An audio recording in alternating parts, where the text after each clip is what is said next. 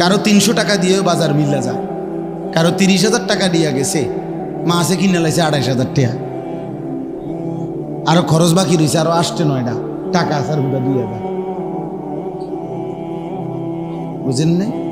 আর ওই বেচারা 300 টাকা দিয়েই কি করে ফেলছে? প্রয়োজন পূরণ হয়ে গেছে। তো প্রয়োজন পূরণ হওয়া, হাজাত পূরণ হওয়া, এটা না দরকার। টাকা তো 3 কোটি, ঋণ তো 6 কোটি, বিল্ডিং গার্মেন্টস তো 60টা, কিন্তু লোন তো 200 কোটি। আমার কথা কয় না?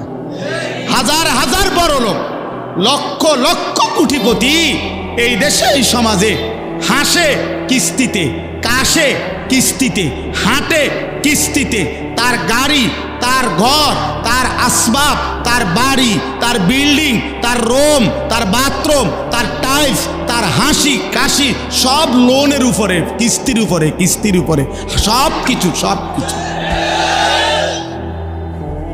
সব কিস্তি, সবে কিস্তি, সব কিস্তির উপরে। হারামখোর, হারামখোর কোনোদিন তৃপ্ত হয় না, নাফরমান কোনোদিন তৃপ্ত হয় না বাপ। এজন্য চলেন রাত গভীরে সিদ্ধান্ত নেন, আল্লাহকে ভোলা যাবে না। যুবক, আল্লাহকে ভোলা যাবে না। নওজোয়ান, আল্লাহকে ভুলো না ভাইয়া, আল্লাহকে ভুলো না। এরে দোস্ত, কেমনে বললে বুঝবা? একটা মানুষ হইলো বুঝেন রে ভাই। দোস্ত আমার, বলো তোমার নিরাপত্তা কে দিল?